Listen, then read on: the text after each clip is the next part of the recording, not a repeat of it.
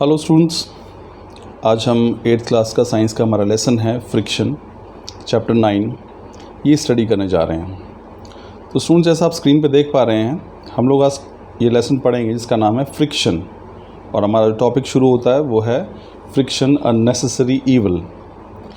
तो ये हमारा पहला लेक्चर है इस लेसन का। और हम पिछले लेक्चर में जहाँ पे कि हमने फोर्सेस के बारे में पढ़ा था स्टूडेंट्स, तो आपने वहाँ देखा होगा कि हमने दो तरह की फोर्सेस की बात की थी, कॉन्टैक्ट फोर्सेस और नॉन कॉन्टैक्ट फोर्सेस। तो कॉन्टैक्ट फोर्सेस आपको पता है कि ऐसी फोर्सेस हैं जहाँ पे हम एक्चुअल में अगर कुछ चेंज लाना चाहते हैं कुछ, तो हमें उस ऑब्जेक्ट के कॉन्टैक्ट में आना पड़ता है, ठीक है ना। तो फ्रिक्शन फोर्स भी कॉन्टैक्ट फोर्स थी, क्योंकि दो फोर्सेस ये जब एक ऑब्जेक्ट जो है वो दूसरी सरफेस के ऊपर स्लाइड करता है, तो ये फ्रिक्शन फोर्स जो है वो काम करती है। यानी कि अगर हम कहीं पे सड़क पे चल रहे हैं तो हम खुद एक ऑब्जेक्ट मान सकते हैं आप हमें, और जिस पे सड़क पे हम लोग चल रहे हैं वो दूसरी सरफेस है, तो वो हमारी हमेशा मोशन को अपोज करती है। तो फ्रिक्शन फोर्स तब ऑपरेशनल होती है जब दो सरफेसेस जो हैं वो, या एक ऑब्जेक्ट और दूसरा सरफेस जो है वो कांटेक्ट में आती हैं। और ये हमेशा ध्यान रखिएगा कि जो फ्रिक्शन फोर्स है वो हमेशा जो डायरेक्शन में, जिस डायरेक्शन में मोशन हो रही है उसके अपोजिट डायरेक्शन में जो है वो काम करती है। तो ये फ्रिक्शन फोर्स है हमने जो पढ़ी है। और दो ध्यान में रखिएगा, ये कॉन्टैक्ट फोर्सेस है।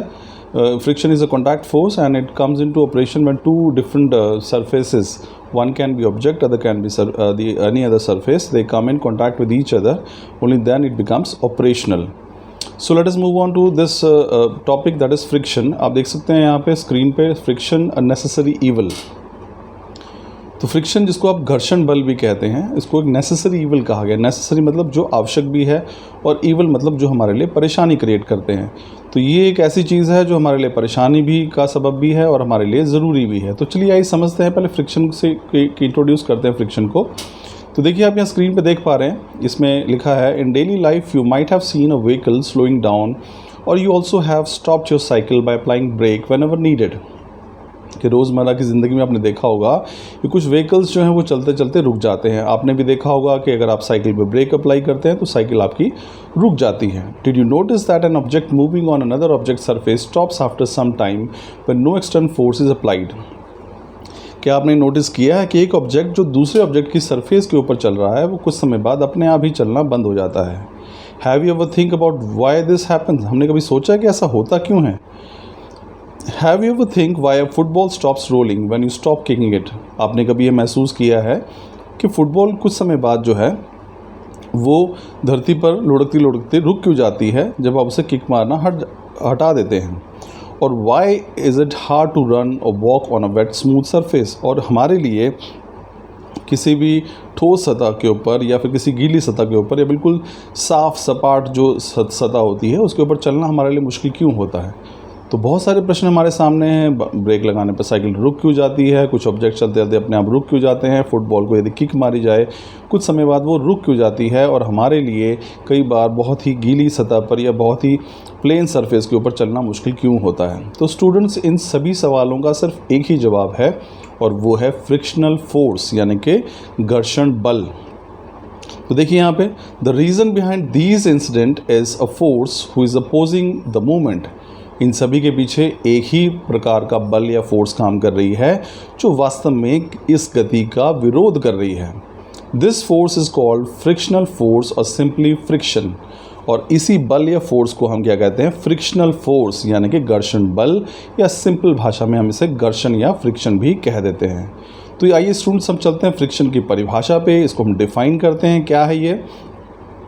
Friction can be defined as a force opposing the relative motion between two surfaces in contact.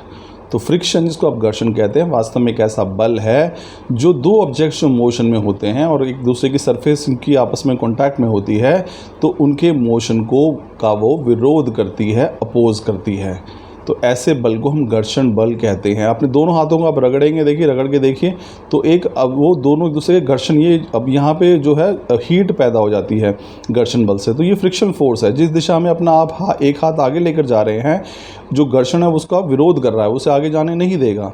आप यहाँ डायग्राम में भी देख सकते हैं सामने कि आप ये ऑब्जेक्ट जो ग्रीन बॉक्स में बना हुआ है, एक तरफ ऑब्जेक्ट है उसको पुश किया जा रहा है फोर्स लगाकर, और फ्रिक्शन उसके बिल्कुल ठीक विपरीत दिशा में, अगर आप देख पा रहे हैं तो ऑब्जेक्ट जो कहाँ है वो राइट की तरफ मूव कर रहा है आपके, आप डायरेक्शन देख सकते हैं इसके अंदर, लेकिन जो फ्रिक्शन है वो राइट टू लेफ्ट मूव कर रहा है, यानी कि वो वास्तव में क्या कर रहा है, वो वास्तव में इस गति का विरोध कर रहा है।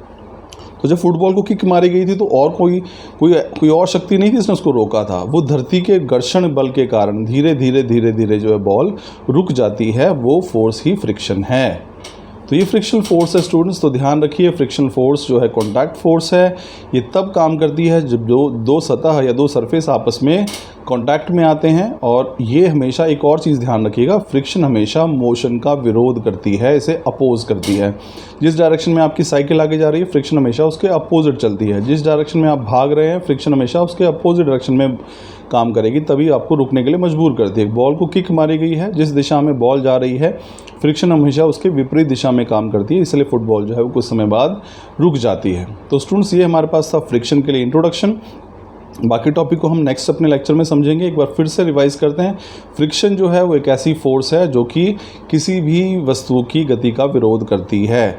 अगर आप आगे की ओर जा रहे हैं, और ये तभी ऑपरेशनल या कार्यशील होती है जब दो सतह आपस में संपर्क में आती हैं, तो एक प्रकार का संपर्क बल है, कॉन्टैक्ट फोर्स है।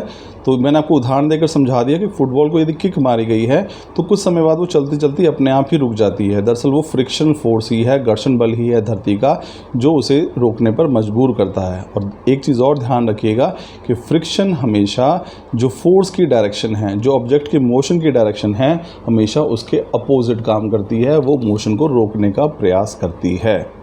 तो स्टूडेंट्स ये था हमारा पहला लेक्चर फ्रिक्शन को लेकर। अगले लेक्चर में हम आगे बढ़ेंगे, तब तक के लिए थैंक यू।